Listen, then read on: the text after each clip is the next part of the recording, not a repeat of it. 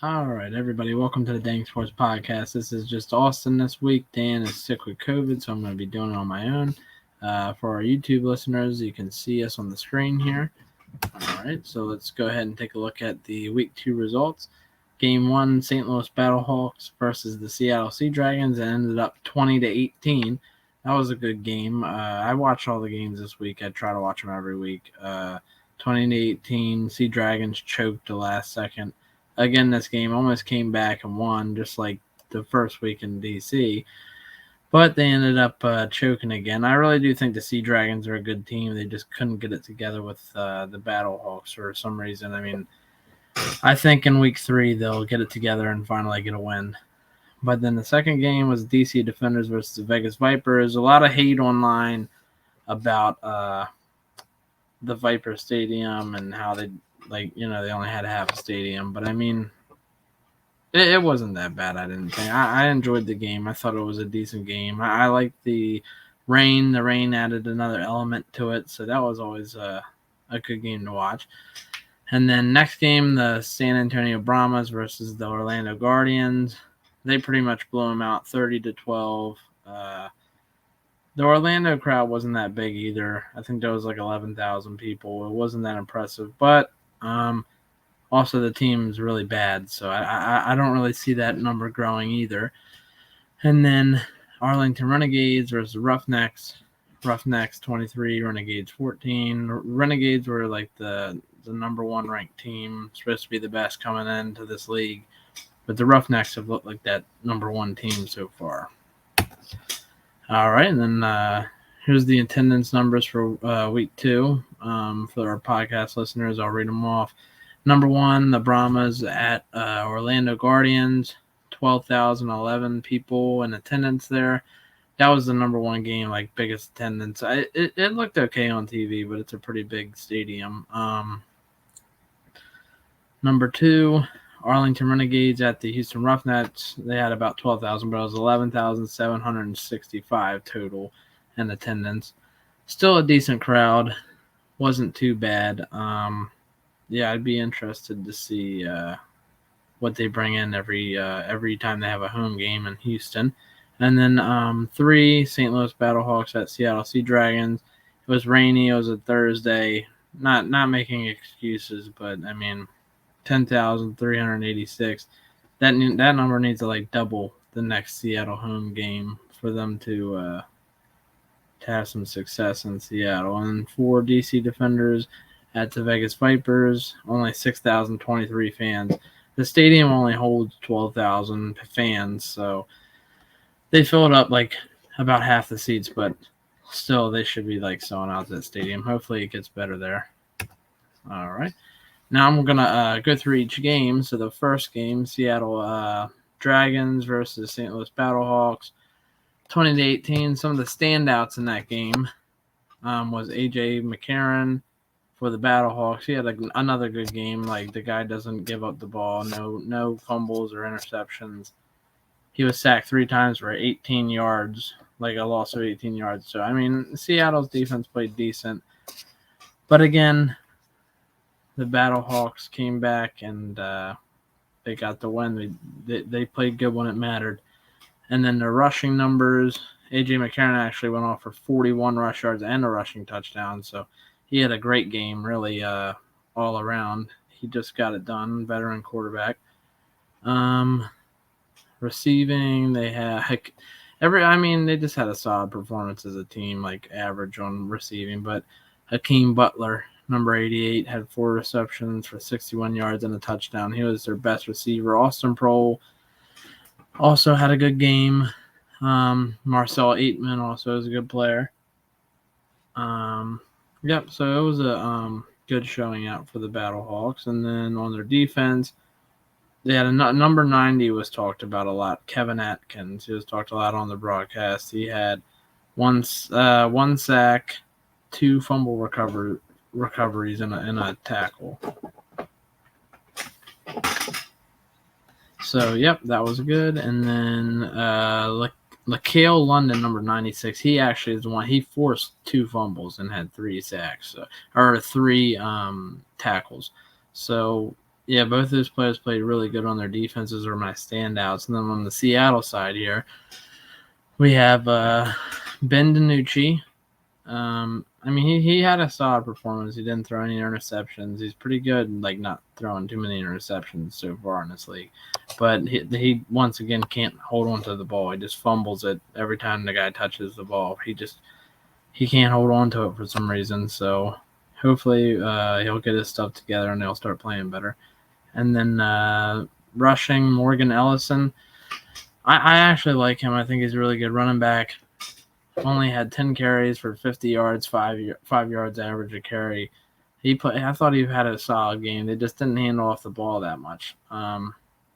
Two standouts in receiving, the two-headed monster, Jacor Pearson and Josh Gordon, combining for over 100 yards together. Pearson had 4 receptions for 78 yards and a touchdown. Josh Gordon had only 1 catch for 33 yards, but those guys are definitely the top players on that team, and that offense should get it going, and they should get some wins. They're on 2 now, though. All right. And then the next game here, DC Defenders versus the Vegas Vipers. 18-6. DC goes to 2-0. Vegas Vipers go to 0-2. For the DC side, I have Jordan Ta'amu. Obviously, he stood out. I mean, he didn't have the greatest game because he didn't get to play the whole game, but I think they'll continue to start him, even though De'Aaron King has a little bit better mobility skills. I just feel like he doesn't have the accuracy that Jordan Ta'amu has. Ta'amu only had 93 passing yards, which is terrible, but he was only sacked twice for loss of 3 yards. He did fumble it. He had a big fumble a big turnover that helped the Vipers out a lot, but yeah, I mean, he just didn't have that great of a game, but they managed to win. So, and then the rushing, Abram Smith, 11 carries, 71 yards for a touchdown. Ta'amu had 68 yards. Raquel Armstead, 15 carries, actually had more than Abram Smith. He only rushed for 58, but still a good number. And then De'Aaron King, backup QB, 32 yards and the touchdown. They had about over 200 rushing yards this game as a team. That's all they did was run the ball, but they did a good job at it. And then on their defensive side, Reggie Northup and Anthony Hines were my standouts. Reggie Northup, number 5, he had 5 total tackles and 1 sack. And then Anthony Hines had a sack and also 3 tackles. All right, and then here I have for the Vipers, I have Brett Huntley and Louis Perez both played. Brett Huntley actually played a little bit more than Louis Perez this game, but wasn't really impressed with Huntley at all either. I mean, they still lost the game. Didn't really do anything either. Brett Huntley ran a little bit more, so that was good for the Vipers. Gave them a different attack on offense.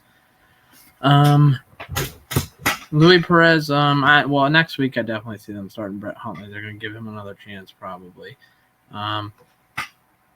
Huntley had 98 passing yards. Louis Perez had 0 and threw the ball 5 times and played like half the game, which is terrible. Rushing, Rod Smith had 38 yards. Brett Huntley had 24. Receiving, their standout to me, I mean, not really a big standout, but John Lovett. He seems to be their number 1 receiver, 2 receptions, 33 yards. And then on defense, Maximilian Roberts is his name. 4 total tackles and 2 sacks. So he had a good game with 2 sacks. Game number 3, the San Antonio Brahmas versus Orlando Guardians. Brahmas go to 1-1, Guardians 0-2, 30-12. The Brahmas, they have one of the top quarterbacks in Jack Cohn. He looks like a really good quarterback. He doesn't make that many mistakes. He seems like a reliable player that you can have on your team. In my opinion, probably like a top 3 QB so far in the league. This game he had 165 passing yards and 3 touchdowns. Great numbers from him. Rushing, Rushing for the Brahmas, Jack Cohn, 23 yards, Kalen Balaj, 23 yards, and Jacquez Patrick, 19 yards. Nothing really great on the run game, but they got it done. Putting up 30 points is plenty, and Jack Cohn threw a bunch of touchdowns. Receiving, really the whole team had a good game. Leading the pack was Elise Mack with 4 receptions and 48 yards with 1 touchdown. And Deion Yelder had a good game, too, with a touchdown. On defense, their standouts, Delonte Scott. He had a total of 7 tackles and 1 sack, so it's a really good game from Delonte Scott. Number 45, his brother also plays on the team. Number 44, Mike Scott. And then number 22, Ranthony Texada, 2 tackles and an interception, too, so he had a good game. On Orlando's side, they tried out a lot with their backup quarterback, DeAndre Francis, and Paxton Lynch. Really, I mean, he played like half the game, but he didn't play well. He's just not getting it done very well. Francois, I think it actually is. He, I mean, he really didn't do much either. He was just able to do the like fake handoffs and read the plays, and yeah, he just didn't make that many good decisions. He threw an interception. He kept the ball too long on a couple different plays. He just didn't look good. Paxton Lynch had 79 pass yards and a touchdown. DeAndre Francois had 8 passing yards off of 13 attempts, which was crazy. It's terrible. 1 touchdown, but also an interception. Orlando's offensive line is the one good thing about this team. They're probably the worst team in the league right now, but their offensive line is protecting them better than any other team has. They're protecting them by, Jermaine Martin, their starting running back. He's my favorite running back in the league. Like, over this weekend, watching all the games, he was the most exciting. He looked the best. He looked the most comfortable running the ball. 9 carries, 46 yards. He didn't get that many carries, but I think they should lean on him more because their run game is what's going to win them a game this season. Javonte Payton, for receiving, Javonte Payton looked like he got the most looks, 47 yards. Cody Latimer, 5 receptions, 21 yards, and a touchdown. Eli Rogers only had 1 catch, but he had a touchdown. Looks also like defense, Mike Lee, 8 total tackles and a sack, which was really good. All right, let's go to the next game here. All right, and then the last game that wrapped up the weekend, Arlington Renegades at Houston Roughnecks. Renegades fall to 1-1. Roughnecks stay undefeated at 2-0. Renegades, Drew Plitt for the Renegades looks like a top 4 quarterback in the league. I mean, he looks like reliable. He's not that bad. He's a guy that I could definitely see starting the whole year for him. 120 yards off 29 attempts, 2 touchdowns, 1 interception, but he was sacked 5 times for 38 yards. I know Dan said in the Week 1 review, he said that the Renegades offensive line looks suspect. They proved that he was right this week by, they just didn't look good. 5 sacks, it's terrible. Their run game was terrible. 7 carries for 16 yards by Davion Smith, who coming into this was projected to be a top 2, top 3 running back. So yeah. And then receiving, Sal Canoa continues to be their number 1 guy. I think he's like number 3 in the league for receiving right now. He's a top receiver in the league. He's a tight end, definitely the best tight end in the league by far. Davion Smith, 4 carries for 32 yards. Brandon Arsenato, 2 receptions for 17 yards, and then Nate Becker on the Renegades had a touchdown. Their defensive players, Donald Payne and Jamal Carter, both had great games. The same stat line too. Both Donald Payne and Jamal Carter both had a total of 7 tackles. So I mean they had good games. All right, And then on the Roughnecks side, Brandon Silvers, their quarterback, he had another solid game. He's looking a lot more reliable than he did in the 2020 XFL with the Seattle Dragons. He ended up getting benched for B.J. Daniels, but he's looking good. He looks comfortable. He looks better. 173 yards off of 28 attempts, which is good. 2 touchdowns, 0 interceptions. Had a solid game. Also, they used Cole McDonald, their backup quarterback, in this game. He's more of a mobile passer or a mobile quarterback. He gets in and out of the pocket. He played good. Cole McDonald, 7 carries on 39 yards on 7 carries. Averaged 5.6 yards per carry, which is great. I mean, he did really good with the pass options. I mean, he made really good decisions. But also, they have a stud of a running back, and Max Borhe. I think this is back-to-back games with a touchdown for him. 12 carries, 27 yards. That guy's just a tank. He's a huge guy, and like, he reminds me of like a Marshawn Lynch. You can give it to him on 3rd and short every time, and he'll get it. Receiving, pretty much the whole Roughnecks team had a good receiving day. The 2 touchdowns, one Nick Holley. Everybody was excited he got a touchdown because he used to be on the Roughnecks in 2020. Cedric Beard, he got a touchdown, 3 receptions for 19 yards for him. Max Borhe, also their running back, he got 2 catches for 20 yards. So, I mean, he does a little bit of everything. He's a good player. All right. So that's my breakdown of the games. Now, week 2 offensive yards, like for our YouTube listeners, you can see it right here. Leading the league this week in total yards. Defenders with 319 yards. Seattle with 299. Well, like if looking at this list last week, the total offensive yards were way higher for all teams. Like the worst this week was 125. Last week it was almost 200 was the worst. So so 299 for the Sea Dragons at second. Battlehawks 274 yards. Roughnecks 242, Brahmas 210, Vipers 177, Renegades 175, Orlando 125. And I mean, obviously the teams that played well and won all had a lot of total yards on offense, except Sea Dragons again this week, a top 2 team for total offensive yards, but just couldn't end the game. They couldn't close it. They could easily be 2-0, but instead they're 0-2 now on the bottom of the pack. But I mean, this week there was a few teams that didn't even break 100 yards in passing, which is crazy. The Arlington Renegades 87 yards passing, Vegas Vipers 98 yards passing, DC Defenders 93 yards passing.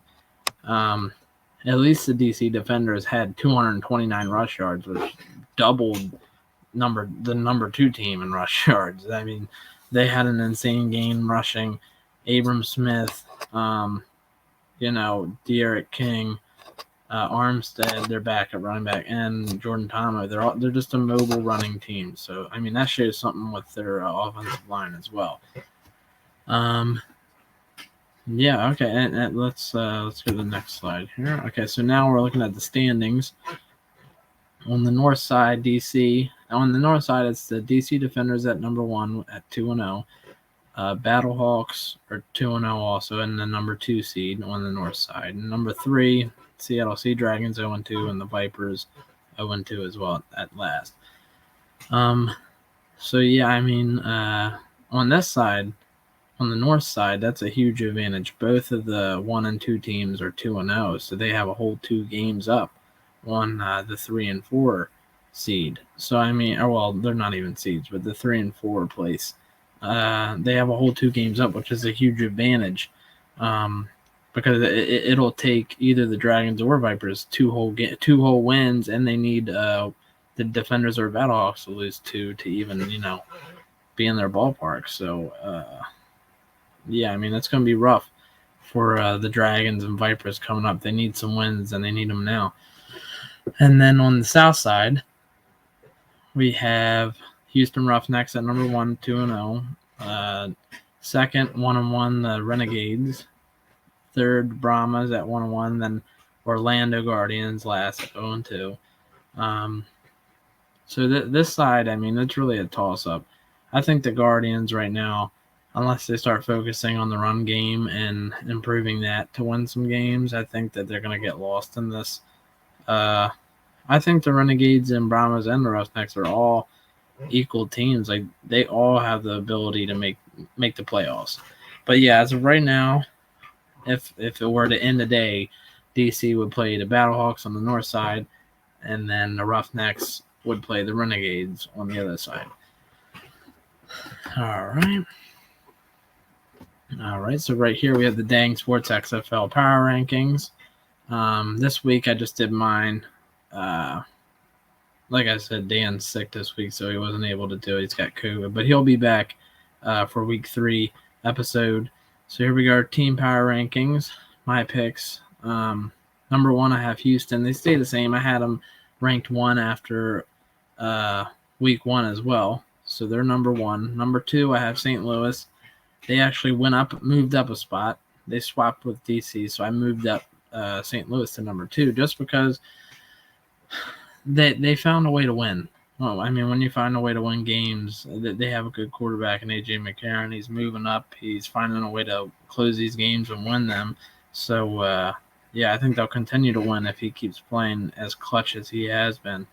Yep, and then 3, I have DC Defenders. They moved down 1 for me. I just feel like they're not I mean, I still feel like they're a good team. Obviously, they're 2-0, but St. Louis took their spot this week just because they're also 2-0, and I just feel like St. Louis is the better 2-0 team. And then number 4, I have San Antonio Brahmas. They actually moved up 3 spots on my list, all the way from 7th. I have them that because San Antonio, Jack Cohn played so well for a second week in a row. Didn't turn over the ball, made smart decisions, and as long as you have a quarterback that's not going to turn over the ball in this league, you're going to win games. I mean, there's so many quarterbacks in this league right now that are fumbling the ball, throwing in bad interceptions. If you have a guy like Jack Cohn that can play every week, just like Brandon Silvers is right now, if he can play week in and week out without turning over the ball and giving up the ball, giving up easy points for the defense, then your team's going to win. Number 5, I have Arlington Renegades. They went down 1 spot from the 4th spot just because they looked weak. Offensive line, like Dan said, looks suspect. They have to improve. They barely squeaked out a win against Las Vegas week 1. And then it was a close game in the beginning against the Roughnecks this week and week 2. But no, I just don't see them. I can see them making the playoffs and being a good team, but they got to get it together. Number 6, Las Vegas Vipers. They got to figure out what they're doing. I mean, they were 6 last week. They're staying the same at 6 this week. I just feel like they got to figure out what they're doing with the quarterback situation. And, if they switch to Huntley, he's a completely different quarterback. They have time to make changes, but he's a completely different quarterback. He's a mobile quarterback. He can run. He can get out of the pocket. He has more experience than Louis Perez. But if you stick with Louis Perez, then you got to stick with like a pocket passing game. But if you're going to go to Huntley, you can do more of the RPO and read options and all that stuff. So then number 7, I have Seattle. I have them moving down 2 spots. That's because, they just lost again. If as long as Benanucci keeps giving up the ball and fumbling the ball and not being able to be a steady quarterback for the team, they're going to continue to lose. That's why I have them dropping down 2 on the list.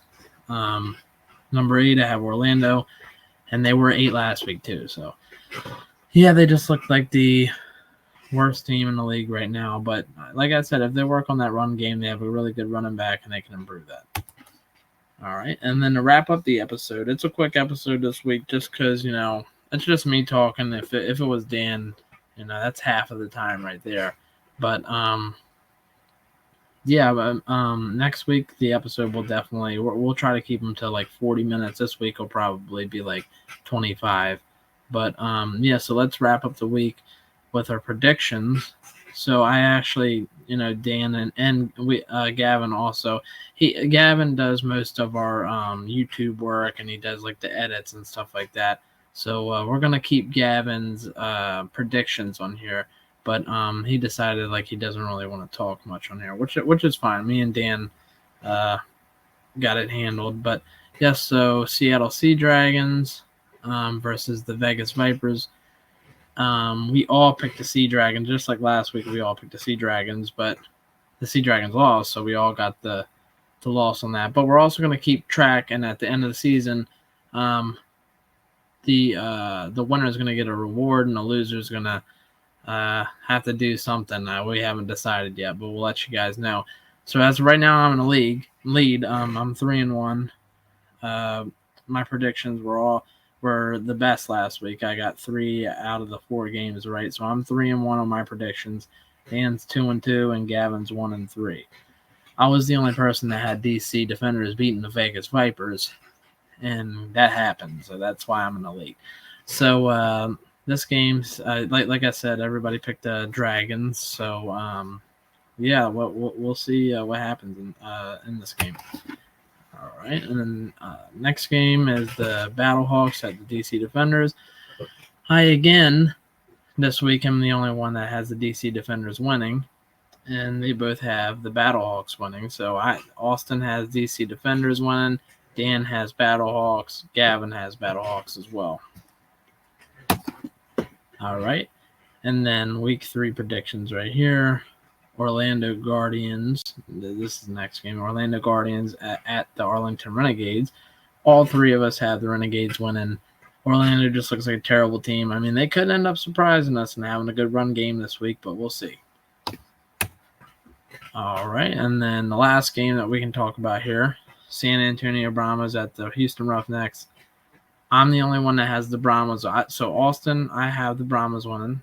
Dan, he has the Roughnecks winning. Gavin has the Roughnecks winning. So it looks like this week Dan and Gavin both have the same picks. Me, I have 2 different picks. So this could be the week for them to catch up to me. I mean, I'm 3-1, Dan's 2-2, Gav's 1-3. So yeah, we'll see what happens here. But yeah, we're wrapping up the episode now. But like I said, promising week in the XFL. It looks I'm looking forward to more games. Me and Dan will definitely be watching, keeping track. And make sure you guys leave comments. Let us know if there's anything different you'd like to hear us talk about or see us do on the YouTube. And yeah, make sure you leave us a review. And yep, let us know how you guys like it. Thanks, guys.